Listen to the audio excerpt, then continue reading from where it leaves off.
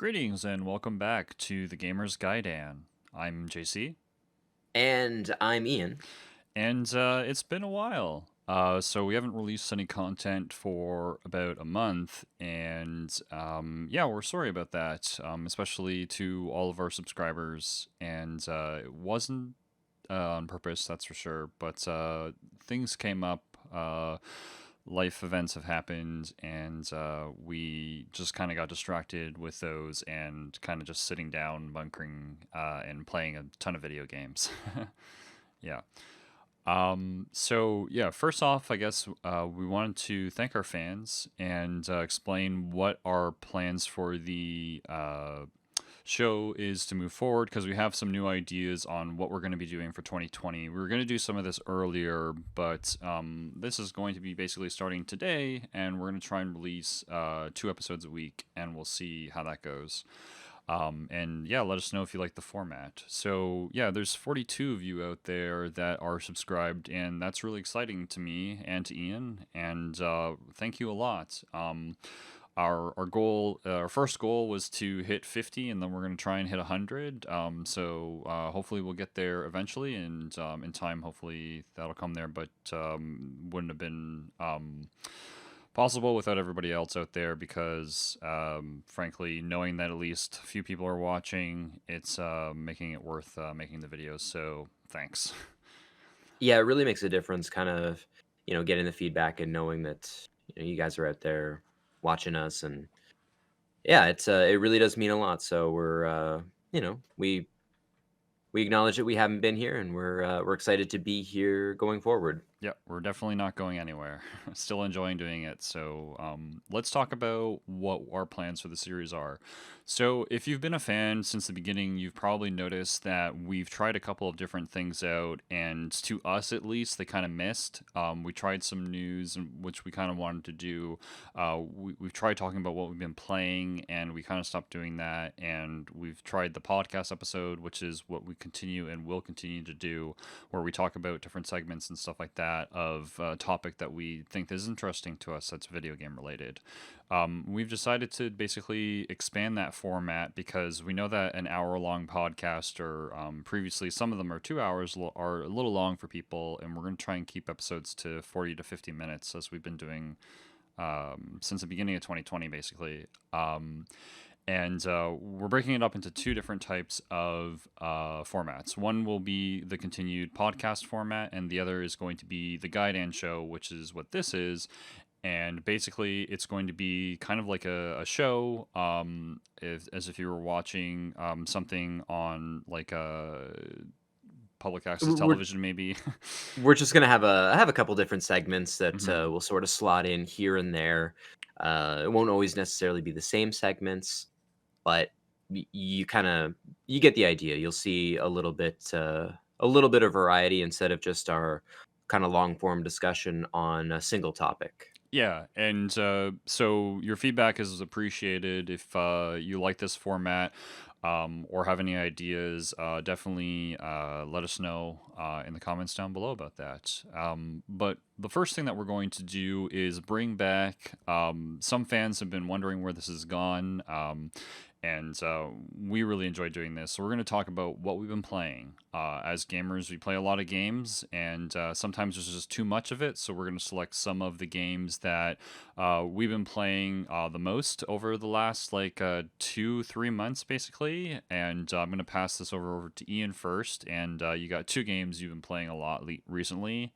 Take it away. Yeah, so me, like most people recently, have been playing a good amount of Animal Crossing. Yeah, you've Uh, tried to get me to play this a little bit, but unfortunately, I haven't picked it up. no, I mean, I understand that it's not for everybody, and it's for me. Animal Crossing isn't.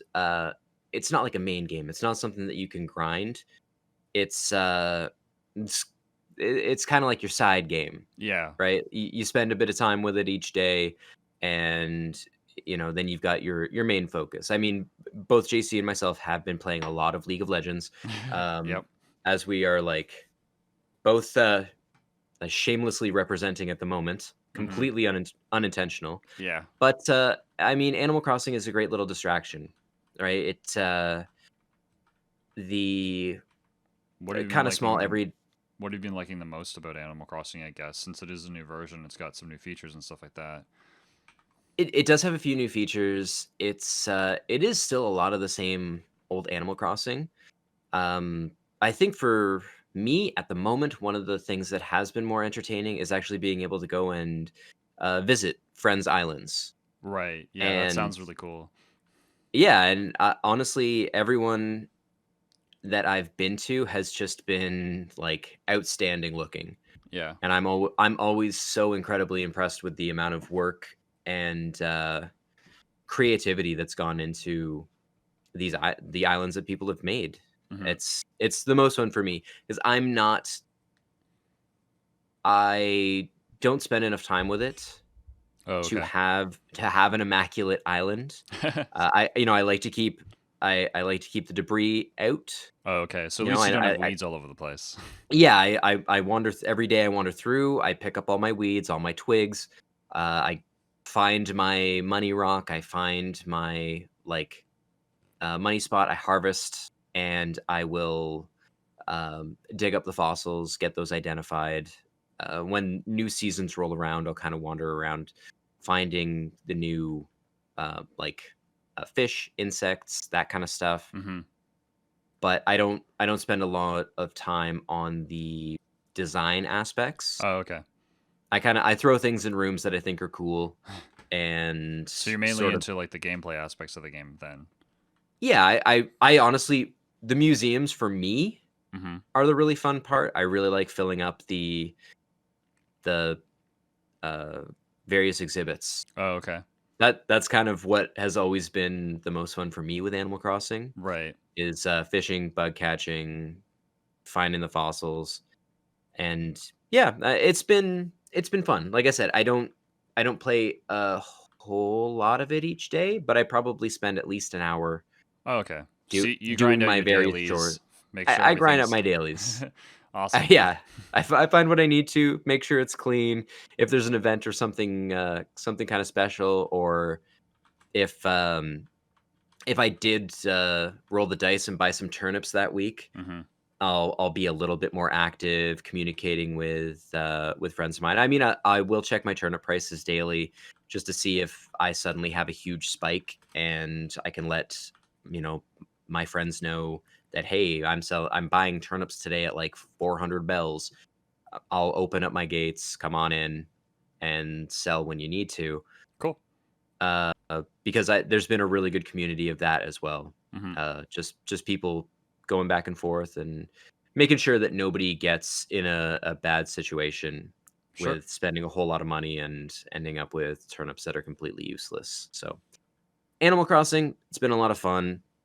But I think the weirdest thing is a couple weeks ago, uh, I actually picked up Ghost Trick for the Okay. DS. Yeah, this is one It's of the something. games that you've mentioned a couple times in this series over the last year that is a game that you like a lot.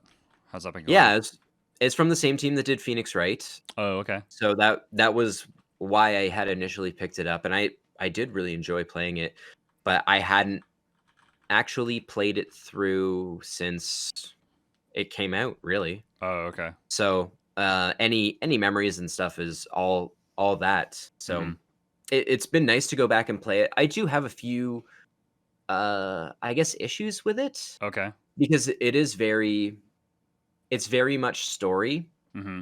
and not a ton of gameplay. Oh, okay.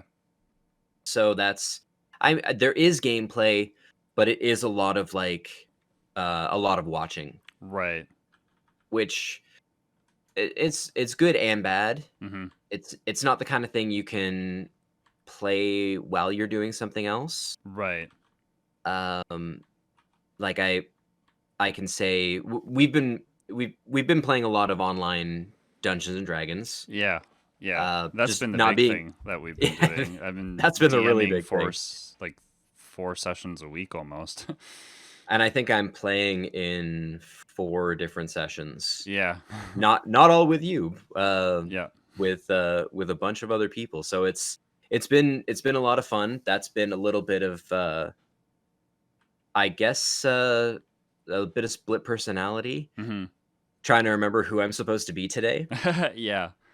Yeah, you just like But zone yourself a little bit, and it's like, okay, I'm this character. I need to do this type of style of gameplay and that type of style of gameplay. Okay, I'm good. yeah, it's just dialing that in. But the Yeah. the uh the neat thing is like Animal Crossing, I can grab and I can run around if I haven't had time that day to pick up to dig up the fossils and all that kind of stuff. Hmm. I can do that while we're playing D&D because it's not Yeah. I don't have to be super engaged in what I'm doing. Right. Yeah. I can still be very focused on D&D while digging up fossils. Hmm. It's not engrossing. Whereas with Ghost Trick, you've really got to be reading it, otherwise you're missing out on the entire purpose. You're following along on this story, and Hmm. yes, you're doing things to facilitate it. Yeah. Yeah. Uh, there are timed events, so it's kind of working through that. But Hmm. for a lot of it, you are reading a lot of dialogue. But Right. it's very well written. The characters are very interesting. Every main character has a lot of character. You don't have a lot of, like, your background characters are generic, Okay. and you can kind of get a feel for who's important and who's not simply by their appearance. Oh, okay. Like there is a blue suit guy and a green suit guy, and that is their names. And then you have they're just very generic, but meanwhile you've got like even the doctor Hmm. has a ton of personality, and he looks very very different. You've got all of these different characters that have a ton of characters. So it's been fun to play, but it is very much something you have to be focused on, Hmm. which is, I guess, a bit of a shift from a lot of the, I guess, handheld things I've been playing as of lately, where you could kind of play them a bit more passively. Oh, okay. You could have something else going on and not miss out on either aspect. Hmm. Whereas this, if you're not right there, you're missing out. So Right. I mean, I've dipped my hands in other things, but those are kind of the two mainish things that I wanted to mention that had been playing. JC, what about yourself? I know that there's been a couple of things that I know you wanted to talk about. Uh, yeah. So, I've been playing a lot of Dungeons and Dragons. I'm a dungeon master, as well as a gamer of video games. So, that's been kind of exciting because I've been able to get out more sessions there. So Yeah, there's been a lot of that going on, but Ori and the Will of the Wisps came out semi recently ago.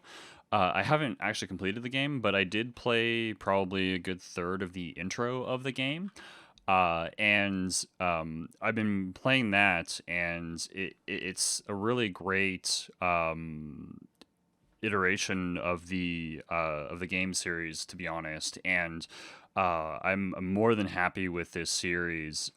They've taken the artwork and kept it the same, but added in more details, kind of like in the background, and they have the same type of game style play and the new abilities and stuff like that. And the bosses that I've fought so far in the game are really, really cool. So, although I kind of dropped the game for some other games, so it wasn't able to retain my attention. But I honestly think it's just because I might not have been in the mood for a platformer game at the time, and just trying to prep up for the Dungeons and Dragons, and spending a lot of my free time kind of creating the campaigns and stuff like that. For that, it is kind of that. What I've been using a lot of my time with whenever this game came out. And yeah, it's just that's kind of the game that I had been playing quite a bit. I think I might go back to it maybe in about a month, because what I've decided to do is the UK actually released a definitive collection of The Walking Dead, the Telltale game, and I just completed season one of the the series, and that's sort of like what I have been doing. I just did that like earlier last week, and I've beaten the first season and I've played, but I don't think I've completed the second. And the UK released the definitive edition, which is all of them that have been released combined into one package. So I wanted them all on the same platform, but it's exclusive to the Epic Store now. So I'm gonna wait for the PC version until it's available on GOG. I think that might happen eventually when the exclusive rights kind of ends. Because I know some Steam people are doing that as well. Because I kind of wanted to play on the same format so the saves kind of copy over correctly. And Well, so that's a the big thing with that series, right? yeah, Is exactly. And keeping your story going. mm-hmm. And I completed The Walking Dead in 400 days, and I'm about to start season two probably this weekend. And that's the game that I'm sort of playing at the moment. And lastly, maybe like a month ago, I actually started playing old classic Diablo, and it was the first time I've actually sat down and played it for more than an hour, and I I actually completed and finished through the game for the very first time. There's actually a lost episode out there where I give my review and talk about my thoughts about the game because, as some of the people of the series are aware, I was more of a person who played the Infinity Engine RPG games at the time rather than the action RPG oriented. Diablo series. So I didn't actually grow up playing Diablo 1 and 2 as many of my friends did. And I will say I did quite enjoy my playthrough of this game. I'm almost done editing it. It's a lost episode that's out there. There's like 4 or 5 lost episodes, like a Castlevania one that disappeared, that just never got Oh edited. yeah. And yeah, maybe it'll come out there eventually. Let me know if you're interested in it. But the episode should be released next week, but or sometime this week, I guess, on the release of this episode. But yeah, so I played through those games, kind of like the main games that I've been sort of playing through, and that's sort of the main things that I've been playing. I guess to finish off, both of us, which we've already hinted, League of Legends has had Clash tournaments, which are these 8 team bracket rosters, single elimination style, and we're part of a Clash team. A couple of our members aren't always consistent, but we try to be in is all of them that have been released. Managed to hit most of them, and so we've been playing a lot of League of Legends in order to broaden our champion pools, our strategies with our friends, so that we can basically be able to collaborate better and stuff like that. Yeah, we're not great or anything. I mean, most of us are mid silver to low gold elo, so but yeah, that's something else that we've been kind of playing, and it's going to be happening on the weekend of the 9th. So that's coming up in a couple days after this recording. So that's the last thing that we've been kind of playing.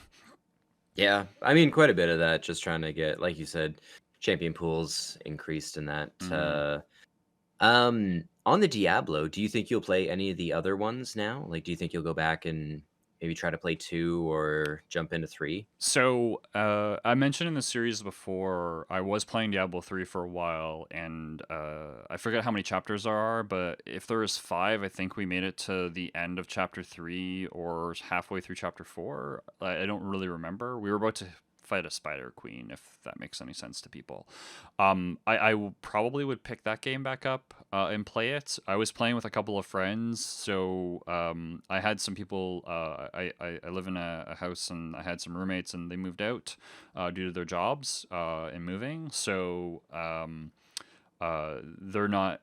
It's not as easy to play with them anymore, and so that's why we stopped playing that. And so I'll probably, hopefully, get back to that, whether I do it myself or with them. And then Diablo 2, I think eventually I will, but it'll probably take a while for me to want to play the game, just because I kind of have to be in the mood to play an action oriented RPG Yeah. that just has like a very base linear story. And I have some other RPGs that I want to play a little bit more that are kind of in the queue, so to speak. So eventually, maybe I'll play Diablo 2 in a couple of years, and maybe I'll play Diablo 3 sooner than that. I'm not really sure. Time will tell, but I'll probably get to them eventually. I enjoyed the first one enough that I'm very curious to see what at least to play Diablo 2 for at least 5 or 10 hours.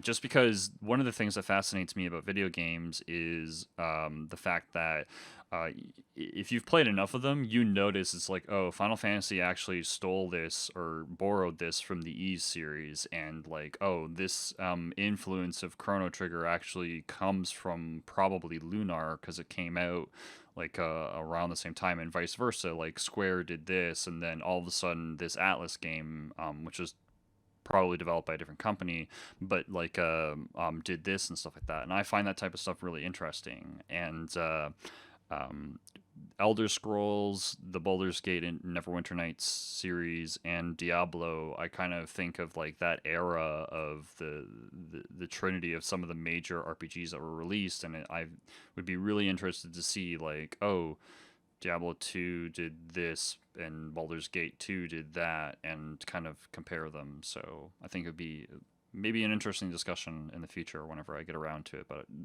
I definitely want to play it because of that. But Diablo 2 was probably for me the high point of the series. all right, As much cool. as I love Diablo 3, Mm-hmm.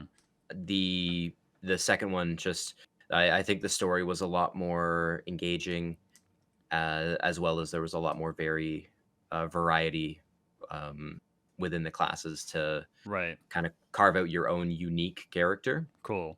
Yeah, So I've the biggest thing that I've heard between old Diablo and new Diablo is its feel. And playing the first one and the third one, I definitely understand what people mean by that. And a couple of people that I play League of Legends with have told me, because they noticed that I was playing OG Diablo on Discord, and they were like, "Oh, like you should play Path of Exile. That game is basically like Diablo 3 was a kind of paraphrasing what they're saying. And I did actually try that game for a couple of hours, and it did feel a lot different than Diablo 3, and I'm guessing more similar to Diablo 2, but I know there's a huge jump between the first one and the second one. But yeah, I kind of understand what you're saying because the second one definitely, although they play very similar, they also play very differently too. Yeah, yeah, yeah. All right, so that's what we've been playing. Um, let's go into games that we're looking forward to in the near future. So the um, next like month and a half has some pretty good releases, and there's a couple of them that have been kind of released in the last week or so that we're gonna go over. How about Ian? You go into what games that you're interested in. yeah. Particularly, there's one game that's coming out this month that I'm super excited for, which will be no surprise to anybody. It's Maneater. Um, Yeah, you're a really big Come fan of on, man. sharks. I love sharks. So the shark video game, yeah, I'm really pumped for this. We don't get a lot of games involving sharks. Mm-hmm. So especially when like having them as a protagonist as opposed to a villain. There are something like Depth, which came out a few years ago, which kind of has you uh playing as like a group of people against a shark. Oh, okay. Um Yeah, usually a shark is more of a villain within games. You don't get a chance to see it as the hero. Oh, So okay. it's nice to be able to hopefully get into this, and hopefully it'll be decent. I mean, we haven't had a good shark game since Jaws Unleashed. I Mm-hmm. thought Jaws Unleashed was pretty good on the PS2 and original Xbox. I enjoyed that. I thought the Jaws Unleashed that they put out on the 3DS was pretty horrible. Oh, okay. It controlled awful. They tried to use a lot of touchscreen controls, and if you weren't using the touchscreen controls, it was a lot of like awkward button pressing. Mm-hmm. So I'm very sure that this isn't going to have a lot of that weirdness. I'm excited that they have, from the looks of things, at least from everything I've seen, you start off as a fully grown, um, like powerful shark, Hmm. and then you essentially get de-leveled down to a like a juvenile, and you have to like eat and grow, and you get to evolve and mutate, and there's a lot here that looks really interesting. So I'm super excited to see this come out. It's May 22nd. Mark that day on your calendars. It's a Friday, so you will have all weekend to enjoy Yeah. some shark goodness. Yeah. So, in addition to Maneater, we're actually getting a lot of remastered and re-releases in the month of May, which is kind of cool. Kind of one of the more notable ones I would say is the Wonderful 101 remaster, which will be on the PS4, Switch, and Steam only. Yeah, I was actually pretty stoked for this because it was a Wii U exclusive, and I never had an opportunity to play this because I didn't have a Wii U until I think 2 years ago. Right. So it's actually really great to be able to finally go back and play this. I'm actually super excited that Platinum is starting to re-release a lot of their older games, Hmm. especially some of which that had been locked onto certain consoles. Like, Yeah. getting Bayonetta 2 a couple of years ago, that was pretty nice. Now we've got remastered versions that released a couple months ago of both Vanquish and Bayonetta Hmm. on the current consoles. And yeah, I'm excited to be able to play Wonderful 101, and I am hopeful that they're just going to keep doing some re-releases for the time being until they actually put out something new. Hmm. So But it's really cool Wonderful that they're 101. it's really cool Oh, that they're doing that because uh, Platinum Games, like you said, is one of those companies that unfortunately chose to only release their games on the Wii U, and a lot of fans missed out on some games. And now that they're re-releasing their games like that, I'm really glad that they're doing it because a lot of people didn't buy the Wii U, um, and they kind of yeah, skipped the they've console. and you know what? I mean, Platinum's always made some kind of aggressive decisions Hmm. with their like exclusivity to consoles. I mean, Yeah. even like recently, we have Astral Chain that is only on the Switch, Hmm. which would perform and look just as good on any of the other consoles, Right. and it would certainly increase its player base. But that's the decision that they made, and that's what they're sticking with. We might see it actually release on other consoles eventually. I mean, we also had Nier, Yeah. which was just on the PS4, I believe. Uh, Autonomon was on the PS4, I think, exclusive for a little bit of time, but I think it's on like Actually, it's Windows on now. PC now. Yeah, it's It's on Windows. it is on PC, so there's Hmm. that. But yeah, you have a lot of really interesting content that is locked on certain consoles, and just some of which is a little bit harder to find. So Yeah, I like that they're going back and they're doing this, and they're re-releasing stuff and remastering things hmm, just to make it a little bit more accessible for people. certainly, certainly. Um, but on top of that, we also have the Borderlands Legendary Collection coming to the Switch, Hmm. which is going to include the original Game of the Year edition, Borderlands 2, and Borderlands the pre-sequel. Okay, So most of it, that's basically everything but the new one. pretty much, from what I've seen, the Commander Lilith and the Fight for Sanctuary is not included Oh, okay. in the package. So, kind of a bummer, but at least you do get a bunch of, you get three full games Hmm. as well as some add-on content for those games. So, I Okay. mean, that whatever the price is, it's probably going to be, your standard $70, but Right. there's hundreds of hours of gameplay here if it's something you have never played. Hmm. So that's interesting. Plus, I like the idea of being able to link up in handheld mode with four other people Hmm. and be able to play like local multiplayer that way. I think that'll be pretty interesting. Yeah. Um, on top of that, same day, this is all May 29th, by the way. Right. You have the BioShock collection, which is the remastered versions of BioShock 1 and 2, Hmm. as well as BioShock Infinite. So they're basically porting over the collection from the PS4, Xbox, I think Windows over to the Switch, basically. Yeah, basically. Yeah. I mean, really, the same with the Borderlands collection. It's Hmm. basically the Yeah, because Handsome collection. I have both of the Handsome collection and the BioShock collection on the PS4. Yeah. Yeah, and they're both now coming to the Switch. Awesome. So I think that's pretty handy. And we also have XCOM 2, the collection, Right. which is going to include obviously XCOM 2 as well as the War of the Chosen. Hmm. And it looks like they're actually including a couple of DLC packs, which will include some like extra cosmetic stuff and a little bit of extra gameplay. Right. So that's kind of cool that that all is going to be included in there, and I think that's a perfect place for XCOM. I wasn't super into it on console. Okay. Just controls a I little off. Yeah, I mean it's not that they're off; it's just they're not perfect. It does control better on the PC, Sure. but I think if you're going to play it on a console, it would feel a little bit better in a handheld format Okay.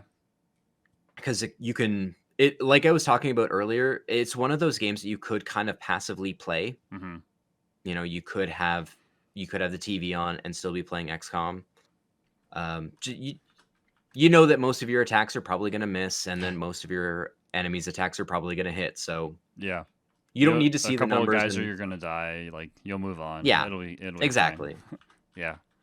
But that's so those three are coming on May 29th. I don't think I mentioned it, but the Wonderful 101 is releasing on May 19th, Hmm. digitally only in North America. We're going to get a physical release of it on June 30th, which I think is super weird that they'd break it up that way. Right. But that's the decision that they made. It was kickstarted originally, so that might be part of the reasoning why. Maybe. Yeah. So Or they just know that like their customer base is going to be um in that area for the majority, and then as they gain enough money to basically like reproduce or publish um the game on a different console, they'll move it over because it is, from what I understand, I'm not a video game developer by any means. It's not that hard to release things on other platforms through development standpoints depending on the tools that you're using, but I think it's more of a publishing decision. It would be my guess, yeah. because you don't know Um, if it's gonna sell or not. oh, true. Yeah. No, absolutely. So I get testing the waters, but finally on May 29th, this is one that I'm definitely going to pick up. Hmm. The Xenoblade Chronicles is coming to the Switch, Right. An which old is classic Wii game. yeah, it's a remastered version of it, but it's great because that came out near the end of the Wii's console life. Right. Right. So I think a lot of people missed out on this, Hmm. myself included. And I played Xenoblade Chronicles 2. I had fun with it, and I'm excited to be able to go back and play this. Cool. So, yeah, that's kind of the stuff that I'm excited for. I'm sure there's other things that I'll see and be pumped for, but those Yeah. were what jumped out to me. I know you've got a couple. Well, you've got one that's coming out soon and one that just came out that you're pretty pumped about. Yeah. So the game that's coming soon is the PC version of Phantasy Star Online 2. As some of you are aware, I'm a huge fan of the original Phantasy Star Online series, and this was an We had no exclusive. idea. Yeah, and this was an exclusive release for the Xbox, and now it's coming over to the PC finally, thankfully.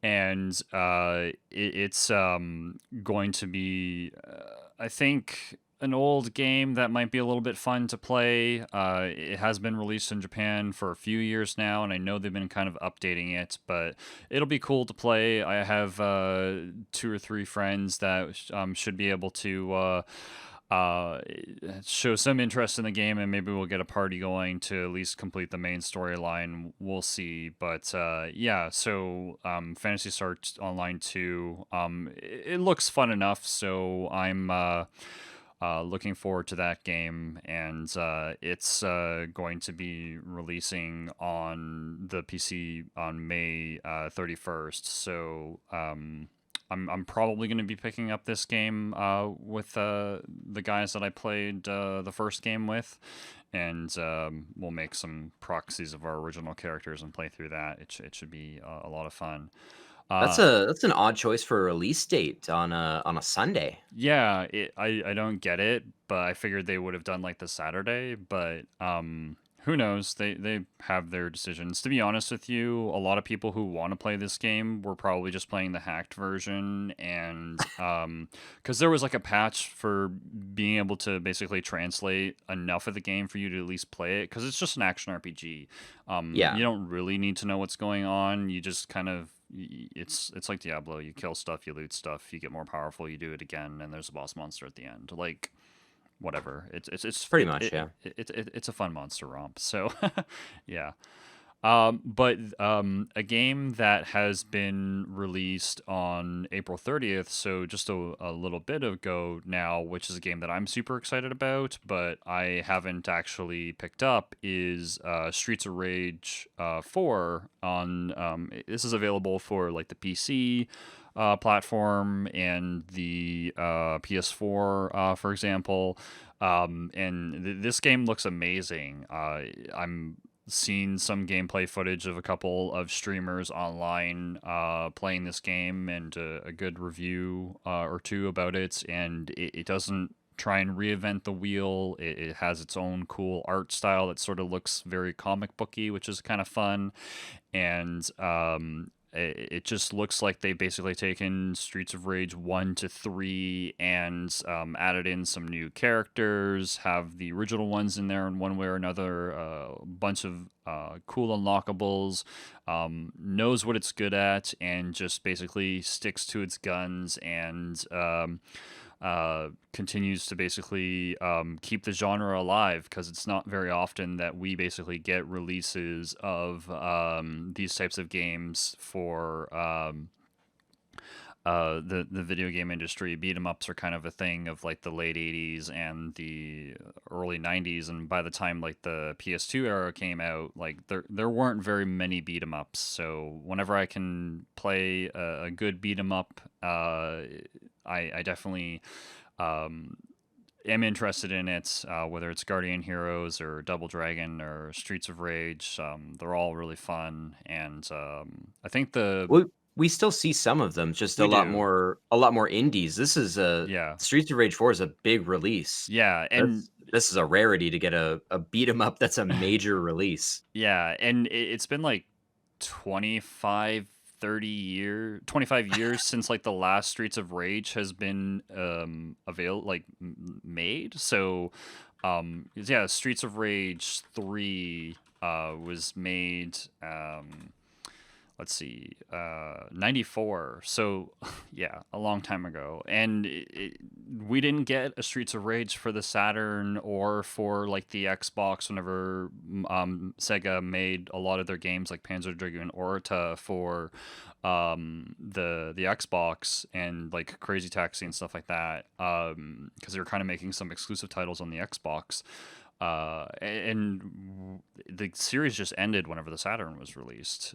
We kind of got Dynamite Cop in the Sega Dreamcast, which is kind of like a spiritual successor, sort of, because it sort of plays the same but a 3D style. But yeah, it's just a really great game that just appeared, and a lot of fans of beat 'em up games. This is usually up in like their top 5 for series that are out there for beat 'em ups.